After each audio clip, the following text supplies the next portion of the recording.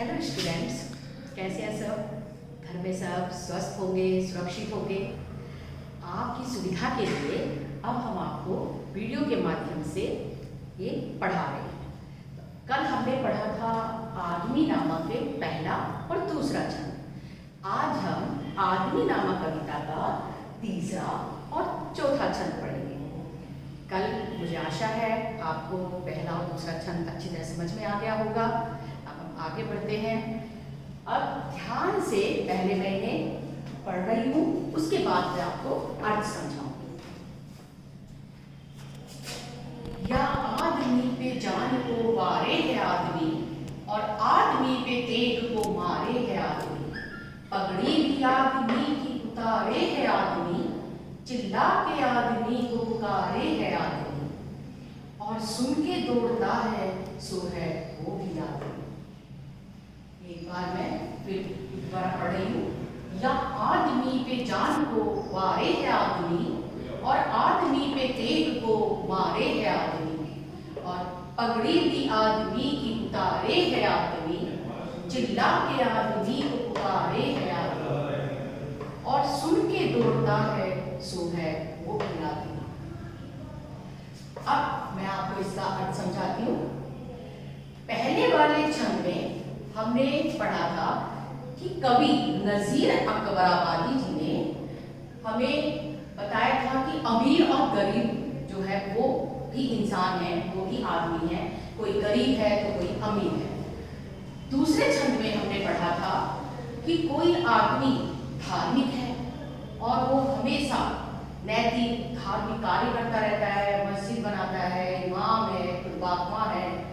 तो कुछ आदमी ऐसे भी हैं जो नास्तिक हैं, वो मस्जिद मंदिर को भी कुछ नहीं समझते, वहां जाके भी बुरे कार्य करते हैं। अब हम देखते हैं आदमी का तीसरा रूप, जिसका नजीर अकबराबादी ने वर्णन किया है।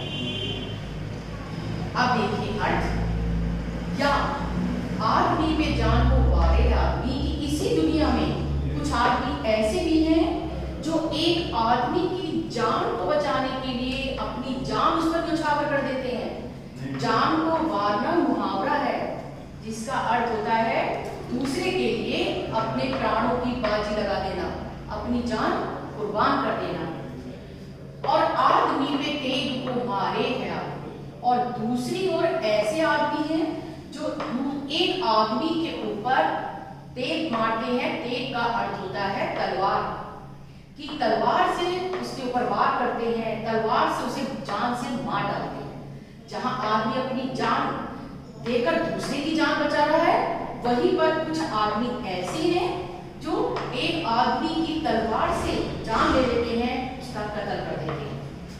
पगड़ी भी आदमी की उतारे है आदमी। और एक कुछ आदमी ऐसे भी हैं जो दूसरे आदमी को अपमानित करते हैं, उसकी बेइज्जती करते हैं, दूसरे की बेइज्जती करने में भी नहीं हिचकिचाते।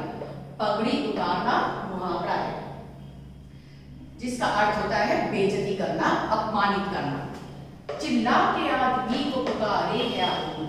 और जब कोई आदमी मुसीबत में होता है तो वो अपनी मदद के लिए जिसे पुकारता है वो भी आदमी है। आदमी एक आदमी ही अपनी मदद के लिए दूसरे आदमी को पुकारता है। और सुन के दौड़ता है सो है वो भी आदमी। और उस आदमी की मदद को जैसे ही वो उसकी पुकार सुनता है, वो तुरंत उसकी मदद के लिए दौड़कर चलाता है और उसकी मदद करता है, वो भी एक आदमी होता है। तो यहाँ आदमी के सकारात्मक और नकारात्मक हमें दोनों रूप नजर आते हैं। उसका सकारात्मक रूप है जान को वारना, एक आदमी की हिफाजत के लिए अपने जान की कुर्बानी लगा देना। तो फिर अगर कोई आदमी पुकारता है तो उसकी मदद के लिए तुरंत दौड़कर उसकी मदद करना। और दूसरी ओर उसके नकारात्मक रूप है कि तलवार से दूसरे की हत्या कर देना, उसे मार देना, दूसरे की बेइज्जती करना। और ये सारे उसके नकारात्मक रूप थे। तो दो उसके सकारात्मक रूप है, तो यहाँ तो उसके नकारात्मक रूपों का भी वर्णन है। आशा है आपको ये समझ में आ गया होगा। अब हम चौथा छंद पढ़ते हैं। अशराफ और कमीने से शाहता वजीर, ये आदमी ही करते हैं सरकार दिल पजीर। या आदमी मुरीद है और आदमी ही पीर, अच्छा भी आदमी ही कहता है ए नजीर, और सब में जो बुरा है वो भी आदमी। यहाँ उन्होंने बताया है, ये मैं आपको बताया, देखिए नुक्ते का प्रयोग किया गया है, असराफ, वजीर, दिलपजीर, नजीर, और आपने इससे पहले नुक्ता पढ़ चुके हैं। नुक्ते का प्रयोग उर्दू फारसी के और इंग्लिश के शब्दों में ही किया जाता है। ये सब उर्दू फारसी के शब्द हैं, इसीलिए यहाँ देखिए फा के नीचे जाके नीचे नुक्ते का प्रयोग किया गया है। असराफ का अर्थ होता है शरीफ आदमी, और कमीने का अर्थ होता है कुछ आदमी नीच प्रवृत्ति, नीच आदत का आदमी। तो असराफ और कमीने यानी अच्छे आदमी से लेकर और नीच आदमी तक। साहब का अर्थ होता है राजा, और वजीर का अर्थ होता है मंत्री, कि राजा से लेकर मंत्री तक ये आदमी ही करते हैं सब कार्य को, कि ये सब चाहे कोई अच्छा आदमी हो चाहे कम बुरा हो, चाहे राजा हो या मंत्री हो, ये सारे आदमी वो काम करते हैं जो उनके दिल को अच्छा लगता है। कार्य का अर्थ होता है काम, और दिल पजीर का अर्थ होता है दिल को लुभाने वाला, दिल को अच्छा लगने वाला। तो सारे दुनिया में जितने भी आदमी हैं वो काम करते हैं जो उनके मन को अच्छा लगता है, जो उनका मन काम करने के लिए कहता है। या आदमी मुरीद है और आदमी ही पीर, कि इस दुनिया में आदमी ही धर्मगुरु है, आदमी ही शिष्य है, और आदमी ही पीर अर्थात धर्मगुरु है। मुरीद का अर्थ होता है शिष्य होना, जो ज्ञान प्राप्त करता है, और पीर का अर्थ होता है जो ज्ञान देता है। तो ज्ञान देने वाला भी एक आदमी है और ज्ञान प्राप्त करने वाला भी एक आदमी है। अच्छा भी आदमी ही कहता है ए नजीर। और आगे नजीर अकबरवादी कहते हैं कि जो अच्छे काम करता है वो नजीर कहलाता है, मिसाल बन जाता है। यहाँ कवि ने नजीर शब्द का जो अर्थ है वो बताया है मिसाल, अच्छे आदमी की मिसाल। और यहाँ आप जानते हैं नजीर अकबराबादी उनका नाम है, तो एक तरह से उनके नाम का यह प्रयोग भी हो गया है। और सब में जो बुरा है वो भी आदमी, कि जो सबसे बुरा है इस दुनिया में, जिससे इस संसार में कोई भी प्राणी, चाहे वो पक्षी हो चाहे वो जानवर हो, सबसे जो गंदे काम करता है वो भी एक आदमी है। हम जानते हैं कि चाहे पशु पक्षी हैं, चाहे कोई भी प्राणी इस दुनिया में है, वो केवल अगर मान लीजिए किसी को मारता भी है तो केवल अपना पेट भरने के लिए।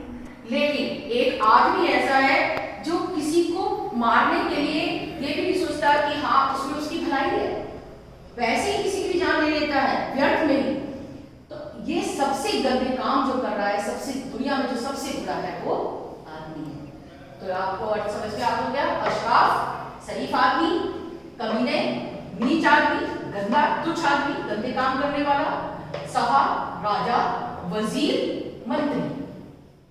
कार्य काम, दिल पजीर दिल को अच्छा लगने वाला, दिल को लुभाने वाला। मुरीद शिष्य, जो भी शिक्षा प्राप्त करता है, और पीर धर्मगुरु।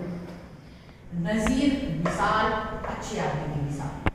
तो ये थे इसके पिक्चर, आपको अच्छी तरह दोनों आशा है छंद समझ में आ गए होंगे।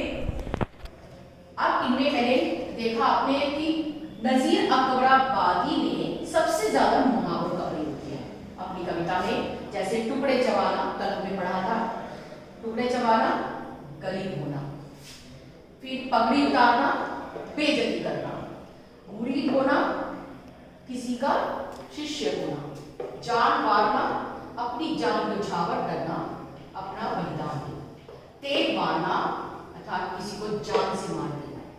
तो ये मुहावरे हैं जिनका प्रयोग नजीर अकबराबादी ने किया है। नजीर अकबराबादी ने, आपने चारों छंद पढ़ लिए, उन्होंने ये 4 छंद अपनी कविता में लिखे हैं। वैसे आदमी नामा जो है बहुत लंबी कविता है, जिसके केवल 4 छंद उन्होंने हमारी पाठ्य पुस्तक में दिए हैं। और इसमें उन्होंने उनके आदमी के नकारात्मक और सकारात्मक रूपों का वर्णन किया है। ये पूरे के पूरे छंद, पूरी की पूरी कविता उन्होंने संवेदनात्मक शैली में लिखी है। इसे पढ़ने के बाद हमारे मन में आता है कि आदमी के कितने रूप हैं, आदमी की कितनी प्रवृत्तियां हैं। सबसे अच्छा भी इस दुनिया में आदमी है, सबसे बुरा भी है, सामान्य प्रवृत्ति भी आदमी है। और साथ में उन्होंने मुहावरों का भरपूर प्रयोग किया है। उर्दू फारसी शब्द हिंदी और उर्दू फारसी शब्द में लिखी हुई कविता है।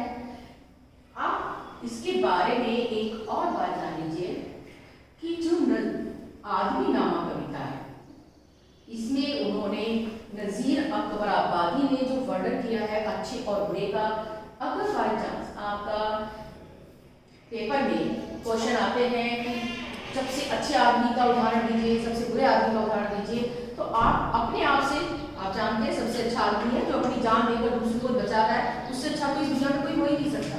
जिसे अपनी जान की परवाह नहीं है, उसे दूसरे की जान की परवाह है। जैसे हमारे देश के सैनिक जो एक तरह से हमारे देश की सीमा पर खड़े रहते हैं और केवल अपनी जान देकर अपने देश के व्यक्तियों की जान बचाते हैं, वो है सबसे अच्छे आदमी।